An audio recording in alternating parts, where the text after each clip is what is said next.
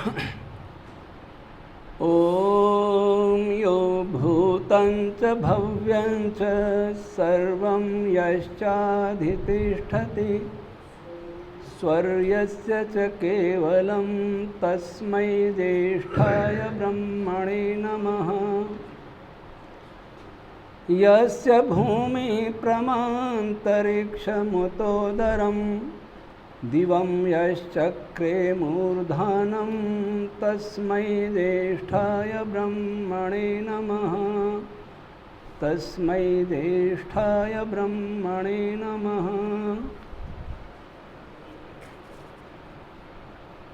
अध्यक्ष महोदय, संयोजक महोदय, उपस्थित विभिन्न विषयों के विशेषज्ञ, आज विषय है पृथ्वी बचाओ। ये विषय क्यों आवश्यक हुआ? पिछली कुछ शताब्दियों से हमने वैज्ञानिक प्रगति की, अध्यात्म के नाम पर बहुत कुछ चर्चाएं चलती रहीं और चल रही हैं, लेकिन पृथ्वी पर संकट पिछले 100 वर्षों में ही सबसे बड़ा संकट आया है। विज्ञान का उद्देश्य, साइंस, मैं हिंदी बोलूंगा क्योंकि हिंदी ब्रह्मांड की भाषा संस्कृत के अधिक निकट है। ब्रह्मांड की भाषा, ये मैं बाद में बात करूंगा। और मेरी मातृभाषा भी है और मेरी राष्ट्रभाषा भी है, मुझे इस भाषा पर गर्व है और प्रत्येक भारतीय को होना चाहिए। महर्षि दयानंद ने इसको आर्य भाषा कहा है। संस्कृत के बहुत बड़े पंडित होते हुए भी, मातृभाषा गुजराती होते हुए भी, उन्होंने अपने ग्रंथ हिंदी भाषा में लिखे। सत्यार्थ प्रकाश हिंदी भाषा में लिखा, क्योंकि यही भारत को एक सूत्र में जोड़ सकती है। और अंग्रेजी की अपेक्षा तो ये बहुत वैज्ञानिक है, इसकी मैं चर्चा नहीं करूंगा यहां। तो प्रश्न यह है कि सभी राजनेता, सभी वैज्ञानिक, सभी सामाजिक कार्यकर्ता, सभी धर्माचार्य इस बात के लिए चिंतित हैं कि धरती को खतरा है, लेकिन समाधान नहीं हो रहा, खतरा बढ़ता जा रहा है। चेतावनी दे रहे हैं। कहने को मनुष्य सब इस धरती का सर्वश्रेष्ठ प्राणी है, इस कारण उसका उत्तरदायित्व भी सबसे बड़ा है। इस धरती, पर्यावरण, इसको नष्ट करने का सबसे बड़ा उत्तरदायित्व भी मनुष्य का ही है। जिनको हम जानवर समझते हैं, उन्होंने धरती को नष्ट नहीं किया, न कर रहे। जिनको हम ये समझते हैं हमारे पूर्वज कुछ नहीं जानते थे, उन्होंने धरती को करोड़ों वर्षों से सुरक्षित रखा। हम अपने को बुद्धिमान मानने वाले धरती को नष्ट कर रहे।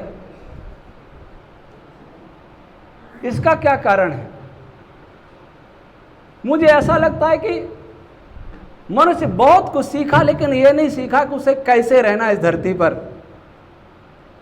और ये क्यों नहीं सीखा? उसे यह नहीं पता कि यह धरती, यह सृष्टि है क्या। कॉस्मोलॉजी पर बहुत काम किया हुआ, पार्टिकल फिजिक्स पर बहुत काम हुआ, लेकिन भूलें बहुत हैं। अगर मेरे पास कोई वाहन है, उस वाहन के विषय में मैं कुछ नहीं जानता हूं, यातायात के नियम भी नहीं जानता हूं, तो उस वाहन से मैं सुखद यात्रा नहीं कर सकता।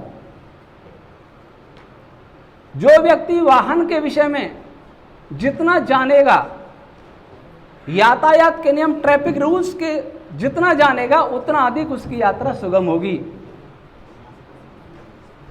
इसलिए यदि हम आपदाओं में घिर रहे हैं, आपदाओं की ओर बढ़ रहे हैं, पर्यावरण प्रदूषित हो रहा है,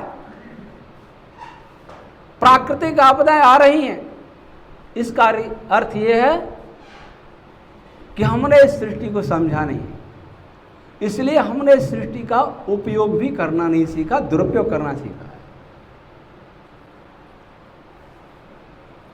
अभी जो बात चल रही थी गिमल, एक चेतना की बात कर रहे थे। भारत में यह नई वस्तु नहीं है, हमारा तो प्रारंभ चेतना से ही होता है। आपका प्रश्न बहुत अच्छा था और सत्य था, लेकिन उसका उत्तर नहीं दिया गया, ऐसा प्रदर्शित किया गया कि उनको आपका प्रश्न समझ में नहीं आया। वास्तविकता ये नहीं थी। और दूसरा जो प्रश्न था, डेड बॉडी अमृत, उसमें क्या अंतर है, वह भी प्रश्न यथार्थ था, लेकिन उसका भी उत्तर भी नहीं दिया गया। खैर, हम ये सोचें कि मनुष्य ऐसा क्यों कर रहा है। अच्छा, धरती को बिगाड़ने के लिए, पर्यावरण को बिगाड़ने के लिए सबसे बड़े उत्तरदायी कौन है? सबसे बड़े उत्तरदायी वे हैं जो इस धरती के सबसे संपन्न मनुष्य हैं। पिछले दिनों में राजस्थान पत्रिका में एक रिपोर्ट आई थी कि इस धरती के 135 अमीर लोग इतना अधिक ग्लोबल वार्मिंग के लिए उत्तरदायी हैं जितना अन्य लोगों की अपेक्षा 90%। तो कौन उत्तरदायी हैं? जो अपने को प्रबुद्ध मानते, विकसित मानते हैं, पूंजीपति मानते हैं, वो उत्तरदायी हैं।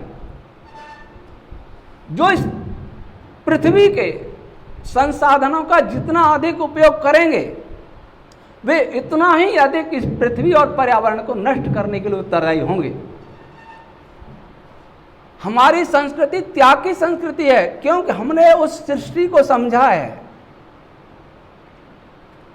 जब मनुष्य ये सोच लेता है कि उससे बड़ा इस सृष्टि में कोई नहीं है, वो बहुत बुद्धिजीवी है, बहुत शक्तिशाली है, तो वो निरंकुश हो जाता है। अगर किसी को यह बता दिया जाए कि तुम्हारे ऊपर कोई भी नहीं, तो निरंकुश हो जाता है, अत्याचार करता है दूसरों पर, दूसरों को अपना दास समझता है। आज यही हो रहा है। कुछ लोग इस धरती पर रहने वाले लोगों को कीट पतंग समझते हैं। पिछले दिनों मेरे यूके के एक साइंटिस्ट से बात हुई थी, मैं अंग्रेजी नहीं जानता, बीच में मध्यस्थ थे वो ग्रीक साइंटिस्ट। उन्होंने स्वीकार किया कि हाँ, कुछ लोग इस धरती को अपने अनुसार चलाना चाहते हैं, वही इस पर्यावरण और प्राकृतिक आपदाओं के लिए उत्तरदायी है। विकास की जो धारणा है कि जो जितना एनर्जी का उपयोग करेगा वो उतना ही अधिक विकसित माना जाएगा, ये धारणा किसने बनाई? हमारी धारणा क्या थी? तेन त्यक्तेन भुंजी था मां गृदा कस्य सुधनम, ईशा वास्यमिदम, ये सब कुछ ईश्वर का है, इसलिए ईश्वर का समझ के उपभोग करो, त्याग पूर्वक उपभोग करो, किसी का लोभ मत करो। अगर व्यक्ति सोचता है कि सारा दुनिया का धन मेरे पास आ जाए, सभी संसाधनों का मैं उपभोग करूं, वो धरती का विनाश ही करेगा, और यही प्रवृत्ति है। भले ही ईश्वर की कॉन्शसनेस की बात करें, लेकिन उस कॉन्शसनेस के स्वरूप को जब तक नहीं जाना जाएगा, कॉन्शसनेस करती क्या है, क्या कॉन्शसनेस हमारे कर्मों को देखती भी है? कॉन्शसनेस दो प्रकार की है। एक वो है जो सृष्टि का संचालन करती है, निर्माण करती है, प्रलय भी करती है, यथायोग दंड भी देती है कर्मों के अनुसार। एक कॉन्शसनेस वो है जो हम हैं, हमें जिसके लिए शरीर मिला है, एक विशेष कुछ सीमा तक उसका उपयोग कर सकते हैं। मेरा कॉन्शसनेस ये चाहता है कि मैं बूढ़ा नहीं हूं पर मैं होता हूं, वो कोई दूसरी कॉन्शसनेस है बूढ़ा भी करती है।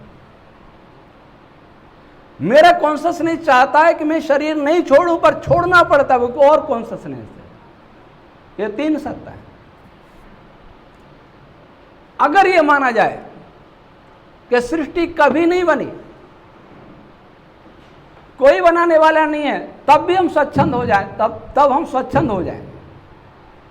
न कोई बनाने वाला है, न कोई चलाने वाला है, न कोई देखने वाला है, तब जंगल राज होगा जो हो रहा है। इसलिए हमें सृष्टि पर विचार करना पड़ेगा बिना चेतना के। चेतना भी हुआ जिसकी धारणा हमारे वैदिक वाङ्मय में है, ब्रह्म सर्वव्यापक, निराकार, सर्वशक्तिमान, सर्वज्ञ, सर्वंतर्यामी, इन गुणों से युक्त। बात केवल एलिमेंट्री पार्टिकल या स्पेस टाइम के साथ जोड़ने की नहीं है। ईश्वर किसके साथ जुड़ा है, ब्रह्म किसके साथ जुड़ा है, यह प्रश्न नहीं है। प्रश्न यह कि वो किसके साथ नहीं जुड़ा है, वो कहां नहीं है, अर्थात सर्वत्र है। अगर हम सृष्टि को अनादि माने तो यह प्रश्न उठता है कि सृष्टि का अर्थ क्या है, किसको सृष्टि कहते हैं। सूर्य सृष्टि अर्थात जो बुद्धिपूर्वक रचना है उसका नाम है सृष्टि। सूर्य बुद्धिपूर्वक रचना है, चंद्रमा, तारे, पृथ्वी, ग्रह, उपग्रह सारे बुद्धिपूर्वक रचना है। मॉलिक्यूल, एटम, एलिमेंट्री पार्टिकल जिनको कहा जाता है, फोटॉन्स कहा जाता है, वो भी बुद्धिपूर्वक रचना है। इनमें से कोई इटर्नल नहीं है। अगर सृष्टि को इटर्नल माने तो ये किसको मानेंगे? क्या ये जो दिखाई दे रहा है उसको इटर्नल, या मॉलिक्यूल को इटर्नल, या एटम को इटर्नल, या एलिमेंट्री जिनको कहा जाता है उनको इटर्नल? जिसको एलिमेंट्री पार्टिकल कहा जाता है उनमें से कोई भी एलिमेंट्री है ही नहीं। अगर एलिमेंट्री है, एक है पॉजिट्रॉन एलिमेंट्री, एक है इलेक्ट्रॉन एलिमेंट्री, दोनों में अंतर क्यों है? पॉजिटिव चार्ज, नेगेटिव चार्ज, ये क्या होता है पॉजिटिव चार्ज? ये प्रश्न मेरे अंदर 11वीं में, जब मैं 11वीं क्लास का विद्यार्थी था तब उठा था, और रुड़की यूनिवर्सिटी के फिजिक्स डिपार्टमेंट को पूछा था पॉजिटिव चार्ज, नेगेटिव चार्ज क्या होता है, इनमें क्या डिफरेंस, और चार्ज भी क्या है, सबसे पहले कहां से आया? तब उन्होंने मुझे लिखा था इनका उत्तर नहीं। Positive charge, negative charge, charge एक गुण है, चार्ज द्रव्य नहीं है, किसी द्रव्य का गुण है। और द्रव्य का गुण क्यों है? नमक और मिश्री दोनों सफेद और क्रिस्टल रूप में है, दूर से एक जैसे दिखते हैं, खाते तो मालूम पड़ता है कि स्वाद में अंतर है। क्यों स्वाद में अंतर? क्योंकि उनके स्ट्रक्चर में अंतर है, उनकी रचना में अंतर नहीं होगा, उनके अवयवों में, कंटेंट्स में अंतर नहीं होगा, तो नमक और मिश्री में अंतर नहीं हो सकता स्वाद। अगर इलेक्ट्रॉन और पॉजिट्रॉन में चार्ज में अंतर है तो उनके आंतरिक संरचना में अंतर अवश्य होगा, नहीं तो चार्ज में अंतर हो ही नहीं सकता। फोटोन भी एलिमेंट्री पार्टिकल है, क्वार्क भी एंटी पार्टिकल है, क्वार्क में भी up quark, down quark, anti quark, इन सब में कुछ तो अंतर है जिसके कारण इनके गुण अलग हैं, और कुछ अंतर है वो किसके कारण, इसलिए कि उनका संरचना अलग। जब इनकी संरचना है तो ये एलिमेंट्री नहीं है। एलिमेंट्री पार्टिकल तो कह सकते हैं कि इनसे पहले पार्टिकल स्टेट ही नहीं थी, लेकिन एलिमेंट्री पदार्थ नहीं है। ये किसी एलिमेंट्री से बने हैं जो कभी नष्ट नहीं होता, अनादि है और अविनाशी है।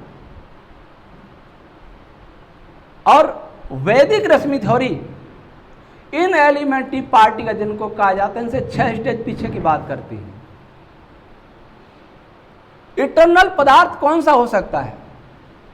इटर्नल पदार्थ वह हो सकता है जिसकी कोई संरचना नहीं हो। एलिमेंट्री पार्टिकल, एलिमेंट्री पदार्थ वह हो सकता है जिसमें न चार्ज है, न मास है, न मोशन है, इनमें कोई गुण नहीं हो। जहां साउंड नहीं है, जहां प्रकाश नहीं है, जहां गति नहीं है, जहां ऊर्जा नहीं है, जहां द्रव्यमान नहीं है, उस पदार्थ का नाम है अनादि, वह पदार्थ है अविनाशी। यह पदार्थ जब नष्ट होगा तो उसी में बदल जाएगा, वो पदार्थ कभी नष्ट नहीं होता। जड़ पदार्थ की बात कर रहा हूं। ब्रह्म अलग है, वो चेतन है, उसकी कोई संरचना नहीं है, निराकार सर्वव्यापक है।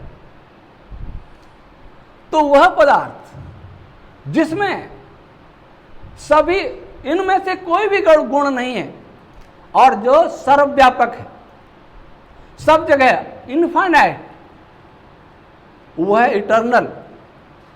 अब जहां गति नहीं है, जहां कोई चार्ज नहीं है, मास नहीं है, कुछ नहीं है, उसमें सबसे पहले क्या होगा? जब ब्रह्म सृष्टि करेगा, चेतना के बिना गति नहीं हो सकती, और सृष्टि के लिए केवल गति ही अनिवार्य नहीं है, गति के साथ दिशा भी अनिवार्य है, गति के साथ प्रयोजन भी अनिवार्य है, गति के साथ बुद्धिमत्ता भी। प्रयोजन कौन जानता है? ज्ञान वाली सत्ता, जिसमें ज्ञान हो। अगर केवल गति से, कणों की गति से पदार्थों का निर्माण हो जाता, तो वायुमंडल में कार्बन भी है, ऑक्सीजन भी है, नाइट्रोजन भी है, और कई पदार्थ हैं, ये मिलकर के कुछ भी शक्कर बना सकते थे, घी बना सकते थे, गुड़ बना सकते थे, और भी कुछ पदार्थ बना सकते थे। गति तो हो ही रही है। गति के साथ दिशा, गति के साथ ज्ञान, क्या बनाना है क्या नहीं बनाना। कहेंगे इस समय ये स्थिति नहीं है, कंडीशन नहीं है, सिचुएशन नहीं ऐसी जो बन जाए। तो सबसे पहले क्या सिचुएशन थी? सबसे पहले सिचुएशन थी कोई ताप नहीं, कोई मास नहीं, कोई चार्ज नहीं, कोई गति नहीं, ये सिचुएशन। कोई भी पदार्थ न्यूनतम ऊर्जा स्तर पर ही रहना चाहता है, आप सब मानते हैं। इलेक्ट्रॉन हो या कोई भी, न्यूनतम ऊर्जा स्तर पर। तो कौन सा ऊर्जा स्तर होगा जिसमें पदार्थ सदा रह सकता है? कौन सी ऊर्जा स्तर होगा जिसमें पदार्थ सदा रह सकता है? वह ऊर्जा स्तर होगा जीरो एनर्जी। उसको कोई और चेतन उसको एनर्जी देगा, चेतन गति देगा, जब ही हलचल होगी इसमें। जब पदार्थ न्यूनतम ऊर्जा स्तर पर ही अधिक स्थायी रह सकता है, तो पूर्ण स्थायी एब्सोल्यूट स्टेबल अगर रहना चाहता है, तो वो ऊर्जा स्तर होगा जीरो। वह कोई ऊर्जा नहीं। बिग बैंग तो उन्होंने इनकार दिया, सही है, बिग बैंग है भी नहीं।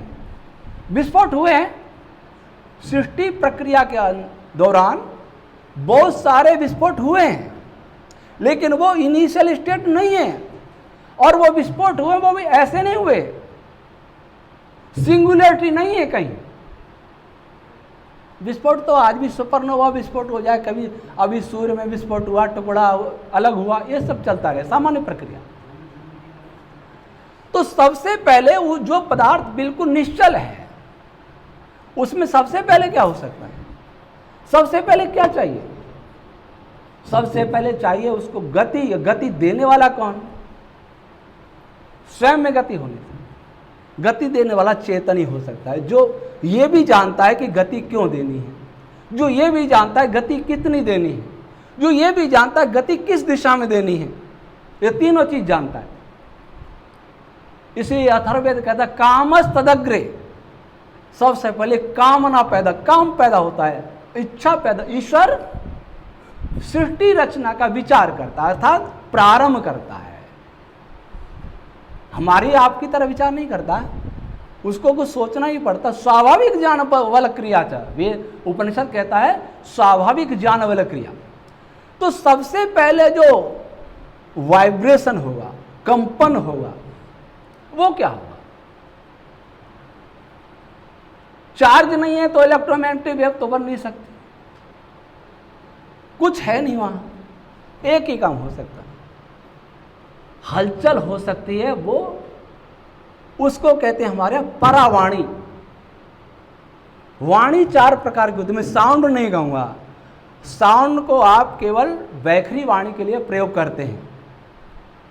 साउंड की परिभाषा भी फिजिक्स में स्पष्ट नहीं है। पार्टिकल का डिस्प्लेसमेंट, फ्लक्चुएशन जो भी है, वो साउंड की परिभाषा गोलमोल परिभाषा, स्पष्ट परिभाषा कुछ भी नहीं, साउंड कहते किसको। लेकिन जो फ्लक्चुएट हुआ वो पदार्थ, जब वो सब जगह भरा था, वो पदार्थ फ्लक्चुएट हुआ, किसने किया? चेतन ने किया। और किस रूप में किया? और उस फ्लक्चुएशन का नाम है ओम। क्या ओम? वाणी के 4 प्रकार बता दूं, क्यों मैंने परा बोला? मैंने बोला आपके कान के पर्दे तक मेरी आवाज गई, उसका नाम है वैखरी वाणी, जिसको आप साउंड कहते हैं। कान के पर्दे से ब्रेन तक जो मेरा शब्द गया, वहां इलेक्ट्रिक सिग्नल के रूप में गया, वो वैखरी नहीं है, वो है मध्यमा वाणी। मस्तिष्क तो मांस का पिंड है, उसको भी मन सुनता है, माइंड। मस्तिष्क के केंद्र विशेष माइंड ने जो ग्रहण किया वो इलेक्ट्रिक सिग्नल भी नहीं था, वहां इलेक्ट्रिक सिग्नल भी नहीं जाता, उसका नाम है पश्चंती वाणी। और पश्चंती के बाद मन स्वयं जड़ है, आत्मा, सोल, उसने सुना उस शब्द को, उसका नाम है परावाणी। परावाणी ये ध्वनि का बीज मान सकते हैं, सीड ऑफ साइंस, साउंड। तो वो सीड पैदा हुआ, सबसे पहले बीज पैदा हुआ ध्वनि का परा रूप में, और वो भी सबसे पहले ध्वनि पैदा हुई ओम। 2800 पृष्ठ में पूरा ये डिटेल है। अब ओम क्या करता है? ओम एक जगह नहीं, सारे ब्रह्मांड, सारे पदार्थ में एक साथ उत्पन्न होता है, और इतना सूक्ष्मतम उत्पन्न होता है जिसको हम कोई कैलकुलेशन नहीं कर सकते। वह परा ओम जब उत्पन्न हो जाता है, तब प्रकृति के जो 3 गुण, सत्व रज तम। सत्व वह गुण है जिसके कारण भविष्य में प्रकाश उत्पन्न होगा, जिसके कारण भविष्य में बल उत्पन्न होगा, जिसके कारण भविष्य में चेतन पर अलग प्रभाव पड़ेगा, बल और प्रकाश। रज वह गुण है जिसके कारण भविष्य में क्रिया उत्पन्न होगी, गति उत्पन्न होगी, और तमस वह गुण है जिसके कारण भविष्य में मास पैदा होगा, भविष्य में, उस समय नहीं। ये तीनों गुण प्रकृति के जो शांत रहते हैं इटर्नल अवस्था में, वो ओम रश्मि के एक्टिवेट होने से, उत्पन्न होने से ये 3 गुण जाग जाते हैं।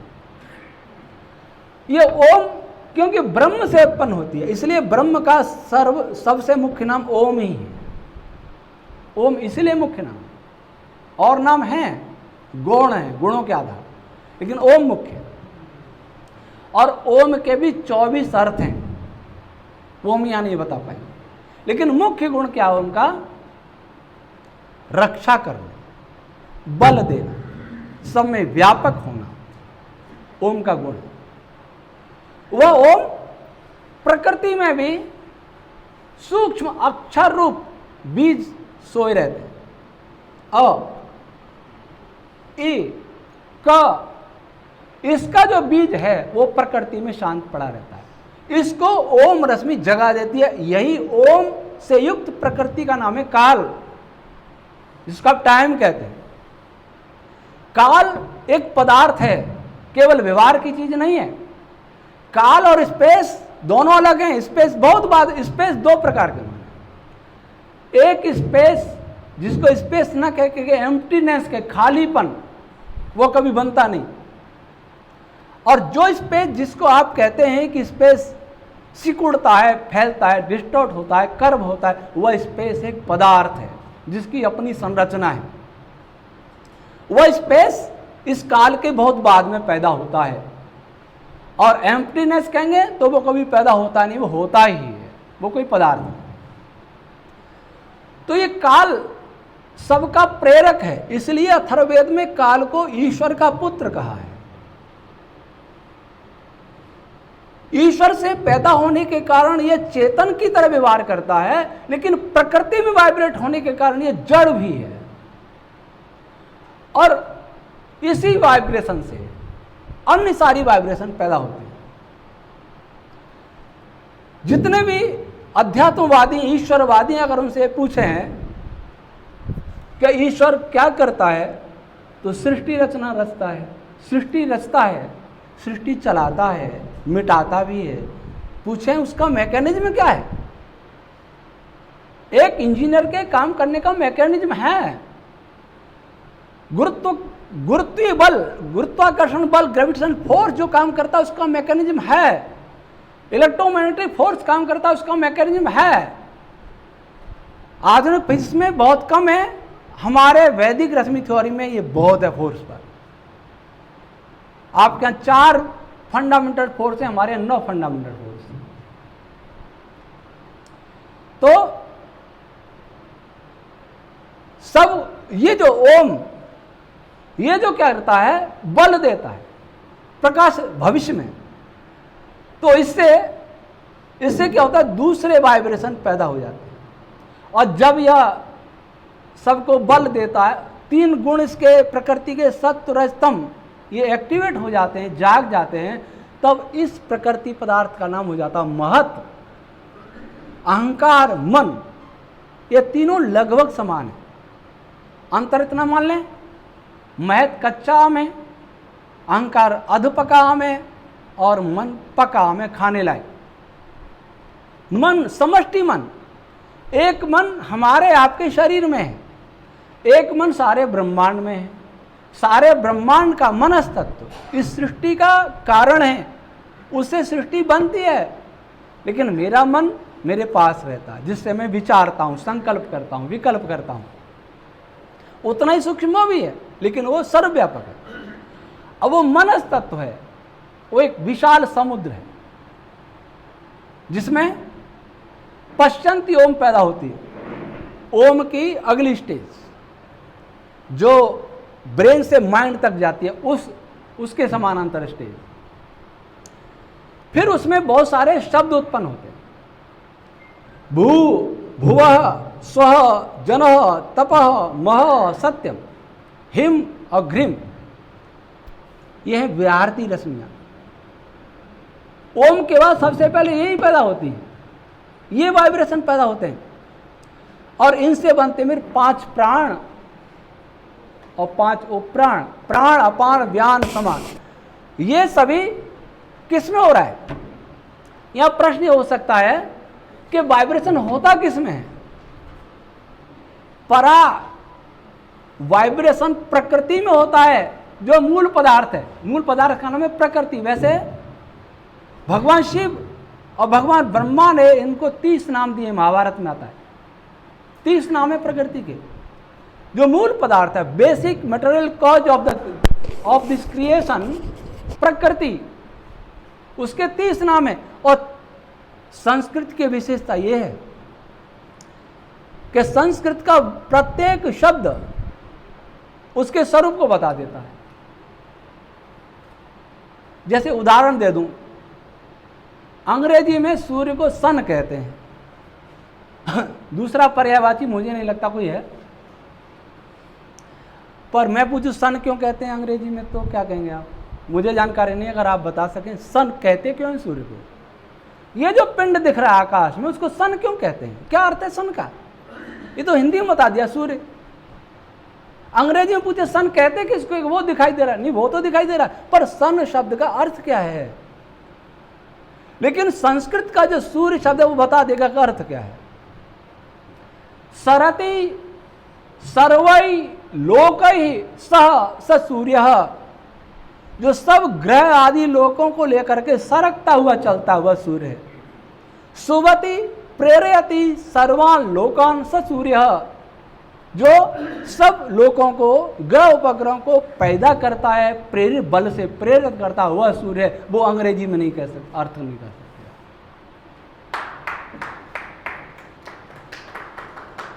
कोई भी संस्कृत का शब्द ले लीजिए, इसलिए संस्कृत में एक शब्द के, एक पदार्थ के अनेक पर्यायवाची होते हैं, और अनेक पर्यायवाची मिलकर के उस पदार्थ के वैज्ञानिक स्वरूप का पूरा खुलासा करते हैं।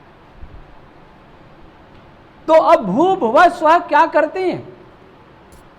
इसका भी आप मेरी पुस्तक पढ़ेंगे तो उसमें पूरा भू का क्या गुण है, भूगा का क्या गुण है, जितने भी इस ब्रह्मांड में जिनको पार्टिकल कह सकते हैं कहते हैं, उनमें भू रश्मियां अधिक होती हैं, भू नाम के वाइब्रेशन अधिक होते हैं। अब प्रकाशित लोग हैं, ग्रह उपग्रह उल्का पिंड आदि, उनमें भी भू नाम के वाइब्रेशन ज्यादा होते हैं, और स्व ये वाइब्रेशन तारों में ज्यादा होते हैं, फोटॉन्स में ज्यादा होते हैं, और बीच में भुवा, इसके वाइब्रेशन स्पेस में ज्यादा होते हैं, अंतरिक्ष। अंतरिक्ष की अपनी संरचना, उसमें कई प्रकार की रश्मियां होती हैं। आगे फिर और सारे पद बनते हैं, फिर वो मंत्र बनते हैं, उनका नाम है वेद मंत्र। इसलिए मैं कह रहा था वेद कॉस्मोलॉजी ग्रंथ है, कॉस्मोलॉजिकल ग्रंथ है, ब्रह्मांडी ग्रंथ है, किसी मनुष्य का लिखा नहीं। ब्रह्मांड में इन ध्वनियों को सबसे पहले अग्नि, वायु, आदित्य, अंगिरस 4 ऋषियों ने ग्रहण किया समाधि अवस्था, और ग्रहण करके उन्होंने आगे ब्रह्मा जी को पढ़ाया, आगे परंपरा चली और बाद में ग्रंथ रूप लिया।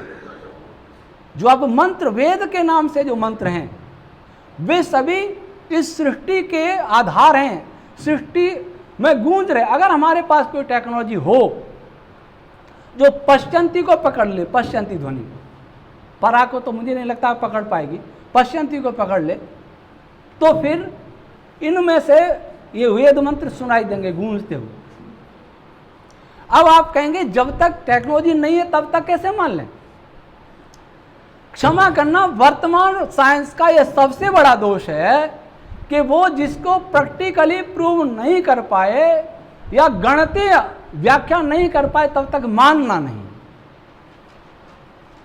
फाइनमैन को पढ़िए, फाइनमैन कहते हैं मैथमेटिक्स, एक मैथमेटिशियन के तो ठीक है, लेकिन यूनिवर्स इज कॉम्प्लेक्स, ये फाइनमैन ने कहा। वो तो बहुत बड़े वैज्ञानिक थे, और भी वैज्ञानिकों का यहां सब बताने का समय नहीं, परंतु निरुक्त शास्त्र में 2 शब्द आते हैं महर्षि यास्क ने प्रयोग किए, एक है तर्क, एक है ऊहा। तर्क जिसको अंग्रेजी में शायद रीजनिंग पावर कहें, ऊहा अंतर्दृष्टि, गहराई में किसी शब्दों के जाने की क्षमता, शब्दों में नहीं, चिंतन की गहराई में जाने की क्षमता, उसको कहते हैं ऊहा। तर्क को ऋषि का, ऊहा को ब्रह्म का। अगर कोई मैथमेटिशियन या कोई साइंटिस्ट जो एक्सपेरिमेंटल साइंटिस्ट है, ऑब्जर्वेशनल है, अगर उसमें तर्क शक्ति कम है तो परिणाम विपरीत हो सकते हैं।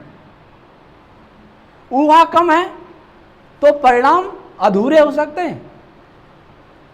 किसी रोगी की रिपोर्ट ले जाइए आप, एमआरआई की या सीटी किसी की भी, और 10 फिजिशियन को बताइए, हर फिजिशियन एक जैसा निदान करेगा, डायग्नोसिस करेगा, ये गारंटी नहीं है। जिस फिजिशियन की जितनी क्षमता अधिक है, बुद्धि जो जितना बुद्धिमान है,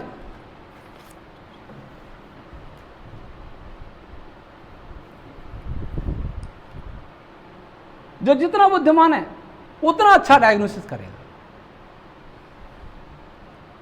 धरती दिवस, छंद रश्मि तो लिख दी, मैं तो धरती पर ही बोलना चाहता था, वो विषय लिख दिया। तो अब यहां छंद रश्मि बताने का प्रयोजन मेरा ये कि छंद रश्मि थ्योरी से हम समझें कि सृष्टि हमारी बनाई हुई नहीं है, किसी साइंटिस्ट, किसी पूंजीपति की बनाई हुई नहीं है, और हम ये भी समझ लें कि हमारे उपभोग के लिए है, और हम ये भी समझ लें कि धरती के सब मनुष्य समान हैं, एक ब्रह्म की संतान है, एक ब्रह्म की प्रजा है। वेद कहता है राजा जगतो बभूव, परमात्मा एक ही राजा है। तो हम धरती का दोहन नहीं करेंगे। आज धरती बचाने की बात हो रही है, लेकिन मैं तो बड़े दुख के साथ और ये कहना चाहूंगा कि वर्तमान विज्ञान के आधार पर, साइंस के आधार पर जो टेक्नोलॉजी जितनी हो रही है विकसित, वो धरती के विनाश का कारण बन रही है। हमने सुख सुविधाएं जुटाई, और धरती को मिटाया। हम एसी में बैठे हैं, क्या एसी धरती बचाने के लिए अनुकूल है, प्रतिकूल है? क्या हम रेडिएशन में भरे हैं? रेडिएशन, चारों तरफ रेडिएशन है हमारे, हम उपयोग कर रहे हैं, सब काम जल्दी हो रहा है। जल्दी जल्दी के चक्कर में क्या हम रेडिएशन से विनाश नहीं कर रहे? पृथ्वी का चुंबकीय क्षेत्र क्या इन रेडियो वेव से प्रभावित नहीं होगा? ये भी तो इलेक्ट्रोमैग्नेटिक वेव हैं, क्या इनसे प्रभावित नहीं होगा? क्या हम जितने ज्यादा उद्योग स्थापित करके नए नए साधन बना रहे हैं, उससे ग्लोबल वार्मिंग नहीं बढ़ रही है? और अब ग्लोबल वार्मिंग का कारण किसको मानते हैं? पशुओं को मानते हैं, मीथेन छोड़ते हैं, कार्बन डाइऑक्साइड। केवल पेड़ लगाने से बात नहीं बनेगी, कार्बन डाइऑक्साइड तो कार्बन चक्र के लिए आवश्यक भी है, लेकिन जो नाइट्रस ऑक्साइड आदि जो छोड़ते हैं, बहुत सारी टेक्नोलॉजी, सल्फर डाइऑक्साइड वगैरह, उनके लिए उत्तरदायी कौन? उनके लिए उत्तरदायी है कि जो जितना टेक्नोलॉजी का प्रयोग कर रहा है उतना ही अधिक उत्तरदायी है, और जो जितना टेक्नोलॉजी का प्रयोग करता है वो उतने ही लंबे लंबे भाषण देता है पर्यावरण बचाने के लिए। आज एक बात बताइए, आज से 100 साल पहले पशु ज्यादा थे कि आज हैं? आज से 100 साल पहले कई गुने पशु थे, तब पर्यावरण शुद्ध था कि आज है?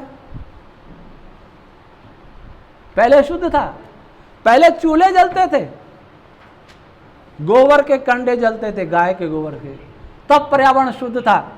आपने धुएं से बचाने के लिए एलपीजी लिया है, जो कैंसर भी पैदा करती है और आईक्यू भी खत्म करती है, और बच्चों में परमानेंट अस्थमा भी पैदा करती है। देख लीजिए, आपके साइंटिस्टों के रिसर्च हैं। ये किनकी साजिश चल रही? पशु मत पालो, किनको पालो? मछली पालो, मुर्गे पालो, सुअर पालो, सब्सिडी मिलेगी। एक देखिए, एक बड़ा हास्यास्पद धारणा, वीगन, दूध का उत्पाद मत खाओ, दूध मत खाओ, घी मत खाओ, दही मत खाओ, छाछ मत खाओ, क्या खाओ? सब्जियां, फल खाओ। एक पेटा, ये मांसाहार के सबसे बड़े समर्थक हैं, लेकिन प्रत्यक्ष नहीं, ये परोक्ष हैं। कैसे? आप पशुओं के उत्पाद का प्रयोग बंद कर दें, पशु कहां जाएंगे? मरेंगे, जीवित रहेंगे, कौन पालेगा? पेटा वाले के घर में गाय भेज देनी चाहिए कि गाय तुम पालो लेकिन दूध मत पीना, पालो लेकिन। देखें पेटा वाले कितने पालते, वीगन वाले कितना पालते। पालतू पशुओं को मारो और जंगली जानवरों की रक्षा करो। जंगली जानवरों की भी रक्षा होनी चाहिए, पर पालतू पशु मारने के लिए? हमारे भीनमाल में पुलिस थाने के बाहर वो लाता घानी तेल निकालता है, तिल का, वो मोटरसाइकिल चलाता है। किसने पूछा कि बैल क्यों नहीं चलाता? कि थाने वाले सताते हैं, ये कहते हैं कि पशु क्रूरता निवारण अधिनियम लागू होता है। यहाँ किसान काम कर रहा है, मजदूर काम कर रहा है, तो पशु क्रूरता अधिनियम लागू हो रहा है, और बूचड़खाना में लाख लाख पशु रोज मरते हैं, वहां कोई अधिनियम नहीं। क्या सारा खेल पूंजीपतियों को बढ़ावा देने के लिए तो नहीं है? ये पूंजीपति धरती के सबसे बड़े शत्रु हैं। वेद क्या कहता है? जो हिंसा की बात करें, अहिंसा की, अहिंसा केवल इतना ही नहीं है प्राणियों को मत मारो। पहले तो आज आश्चर्य देखिए, नॉन वायलेंस की बात कौन करते हैं? जो मांस खाते हैं वो भी नॉन वायलेंस की बात करते हैं। जो अंडे खाए, वो क्या बोलते हैं, एगिटेरियन, नॉन वेजिटेरियन, ये भी स्पिरिचुअल पर भाषण दें, अध्यात्म पर या अहिंसा पर, तो ये तो बड़े हास्यास्पद विषय है। आज नॉन वायलेंस में पशुओं को मारना तो रहा ही नहीं, उनमें तो जीव ही नहीं है, मार के खाओ। और दूसरी बात, इससे भी ज्यादा मैं बात करूंगा, केवल किसी की जान लेना ही हिंसा नहीं है। अगर आप किसी भी रूप में किसी को सता रहे, वो हिंसा है। आप अपने घर पर काम करने वाले मजदूर को वेतन कम देते हैं, वो हिंसा है। आप अपने अधीनस्थ कर्मचारी का शोषण करते हैं, वो अहिंसा है। आप उससे अधिक काम लेते हैं, ये हिंसा है। लेकिन इसको कोई नहीं कहता कि ये हिंसा है। अथर्ववेद में मंत्र है, समानी प्रपास है वो अन्न भाग। हमारे सबके प्याऊ पीने पे समान हो और खाने के पदार्थ समान हो। क्या अर्थ निकलता है इसका? इसका अर्थ केवल यह किया जाता है कि पीने के स्थान और खाने के स्थान समान हो, अर्थात छूआछूत नहीं। केवल ये अर्थ नहीं है, ये अर्थ करके हम वेदों की गलत व्याख्या कर रहे हैं। रामायण में देखिए इसका अर्थ। भरत जी से श्री राम पूछते हैं, क्या तुम स्वयं सुस्वादु भोजन करके भृत्यों को दिए बिना केवल अकेले सुस्वादु भोजन कर लेते हो? अर्थात नहीं करना चाहिए। क्या किसी कंपनी का मालिक जो भोजन करता है वो उसके कर्मचारी को कर सकता है क्या? वो शरीर की आवश्यकता और मानसिक श्रम को दे करके अंतर तो हो सकता है, लेकिन ये मंत्र इतना अवश्य बता रहा है, इस धरती पर रहने वाले हर पुरुषार्थी मनुष्य को, निरव्यसनी मनुष्य को पौष्टिक संतुलित भोजन करने का अधिकार है। तभी सबकी जरूरत है। अपरिग्रह की बात की जाती है। अपरिग्रह, कितना धन है बिल गेट के पास? हमारे यहाँ भी पूंजीपति हैं, कहते हैं एक एक पूंजीपति एक देश चला सकता है। क्यों रखा? किसने अधिकार दिया? कुछ तो सीमा होनी चाहिए। ये सारी हिंसा हो रही है और इस हिंसा की तरंग हम केवल धरती को सोचते हैं कि यहाँ साफ कर लेंगे, धरती शुद्ध होगी, जल छान के पी लेंगे, आरओ लगा लेंगे। आरओ और एक बीमारी की जड़ है, हमने छोड़ा ही नहीं। आरओ नहीं लगा में तो भी पीने योग्य नहीं, आरओ लगा में तब भी पीने योग्य। जाए कहाँ? प्लास्टिक की बोतल, ताकि कैंसर हो सके, घुल घुल के प्लास्टिक जा सके। हर योजना ऐसी है, हर विकास का मॉडल ऐसा है कि हम बीमार हों।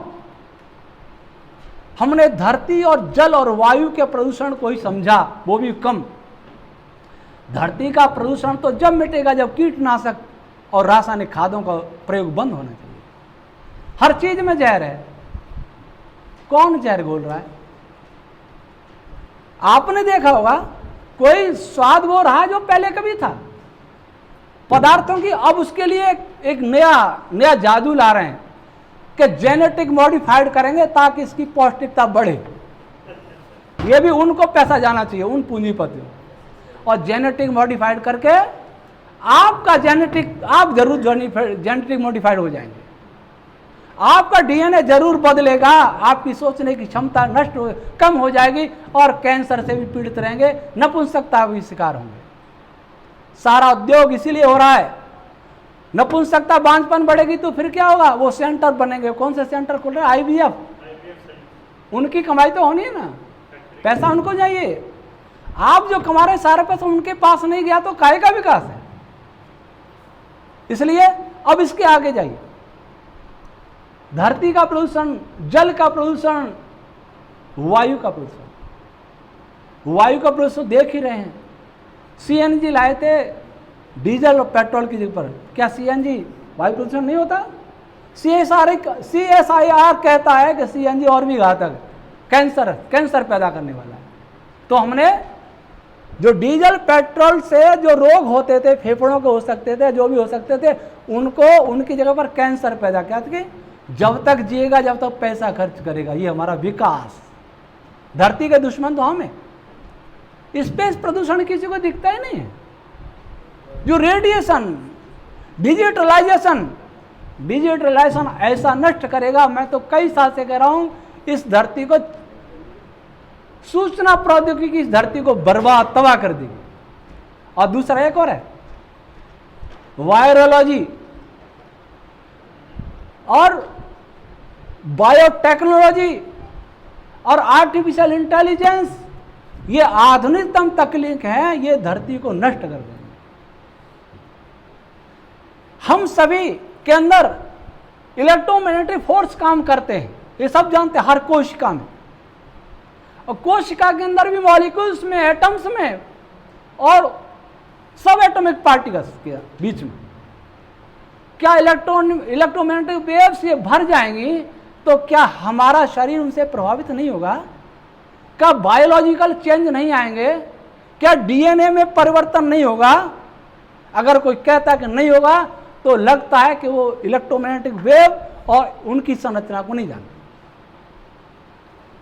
मान लीजिए आपके पास एक वाहन है, उस वाहन के विषय में आप कुछ नहीं जानते, किसका बना है, कैसा बना है, कोई प्रयोग भी नहीं किया, और रोड के विषय में भी नहीं जानते जिस रोड पर आप चल रहे हैं, उस वाहन में आप बैठेंगे? रोड का पता नहीं, वाहन का पता नहीं, उसमें आप बैठेंगे क्या? जब वाहन का सबसे पहले टेस्ट हुआ होगा,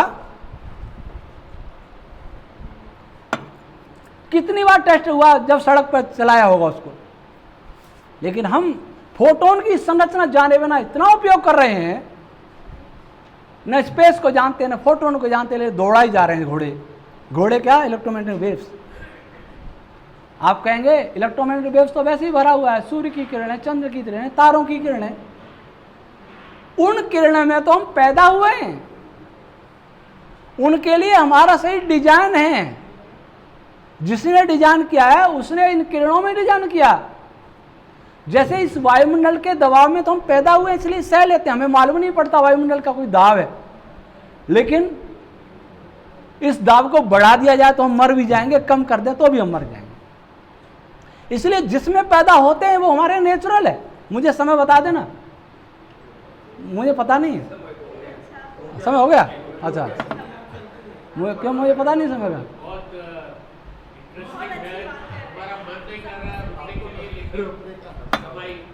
बस तो 5 मिनट। तो स्पेस प्रदूषण, जो प्रदूषण जितना सूक्ष्म होता है उतना ही घातक होता है। पत्थर घातक होता है कि राइफल की गोली? राइफल की गोली घातक होती है। हम राइफल गोली खा रहे हैं, रेडिएशन, कोई रोकने वाला नहीं। भेड़ चाल हो रही है, भेड़ चाल, कोई ऊपर से कहता है। बाइबल में लिखा है भेड़ों का द्वार मैं हूं, मैं चरवा हूं तुम्हारा। वास्तव में भेड़ों के हम भेड़ बन गए और भेड़ों का द्वार कोई और है जो विदेश से कह रहा है कि तुम ऐसे चलो। अब स्पेस के बाद भी जो और सूक्ष्म पदार्थ है वो है मनस्तत्व। ये प्रभावित होता है हिंसा की तरंगों से, कामुकता की तरंगों से, दर्द की पेन वेव्स से, और ईर्ष्या की तरंगों से, क्रोध की तरंगों से, झूठ की तरंगों से। अच्छा, झूठ पकड़ने वाली मशीन कैसे काम करती है? मैं तो जहां तक समझता हूं झूठ बोलने वाला बोलेगा तो उसके अंदर कई प्रकार की विकृतियां पैदा होंगी अंदर, जो बाहर से हम नहीं दे पाए वो मशीन पकड़ लेगी। इसका अर्थ झूठ बोलने से शरीर प्रभावित होता है, शरीर के अंग प्रभावित होते हैं, दिखाए भले वो नहीं प्रभावित हो रहे लेकिन मशीन पकड़ लेती है। तो उस झूठ की तरंगें क्या ब्रह्मांड को प्रभावित नहीं करेंगे? झूठ की तरंगें ब्रह्मांड को हिला देंगी। और आज 3 साल से तो इतना झूठ बोला गया, मोबाइल पे झूठ, टीवी पे झूठ, अखबार पे झूठ। कोरोना पर 37 प्रश्न पूछे थे मैंने प्रधानमंत्री महोदय से कि अपने वैज्ञानिकों से इनको उत्तर दिलवाओ, और 36 प्रश्न थे, 37वां सुझाव था। वो सुझाव ये था कि जो भी प्रचार कर रहे हैं, साइंटिस्ट हैं, डॉक्टर हैं, पूंजीपति हैं, राजनेता हैं, ब्यूरोक्रेट्स हैं, मीडिया वाले, उन सब का टेस्ट कराओ, ये झूठ बोल रहे हैं कि सही बोल रहे हैं। एक बार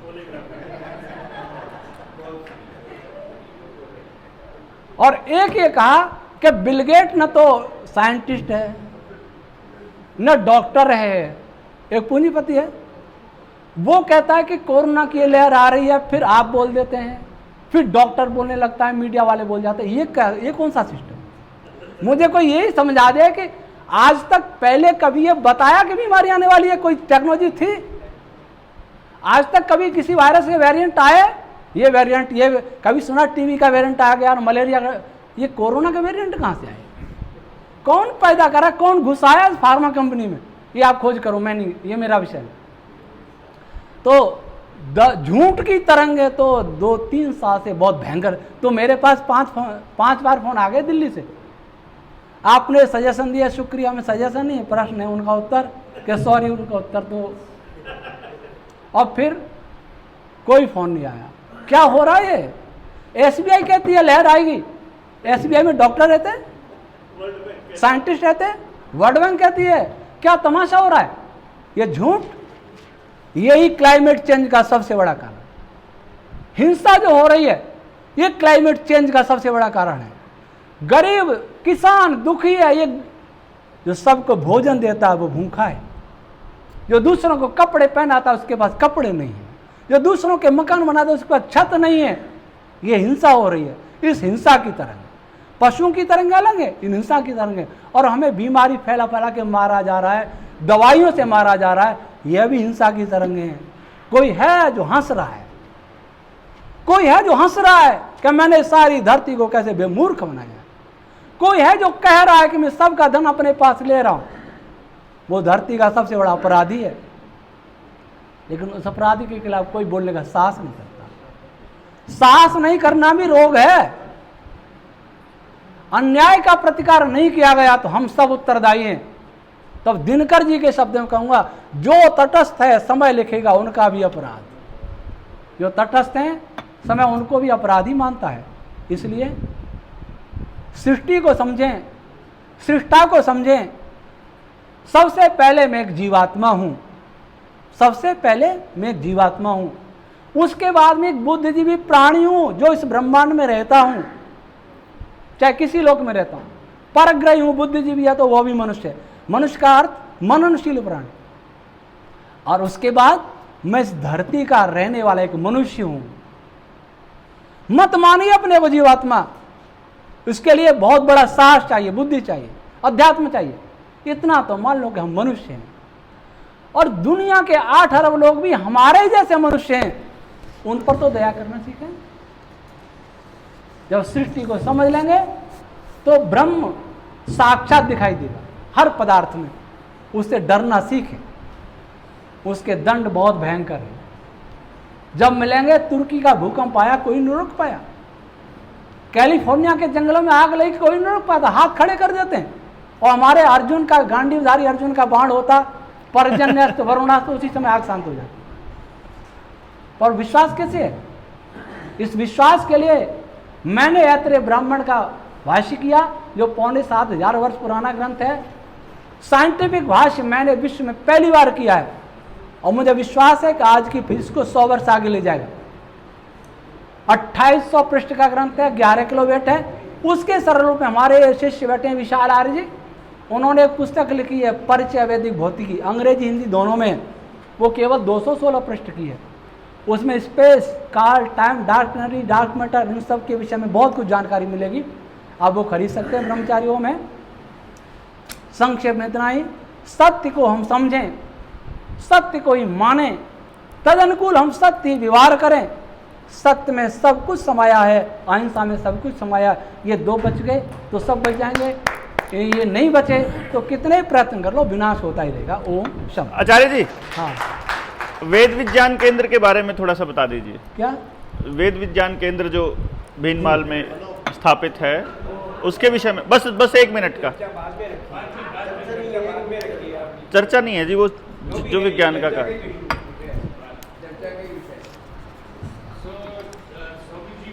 कोई पूछना प्रश्न हो तो मैं खड़ा। अच्छा, ठीक है, ठीक ठीक।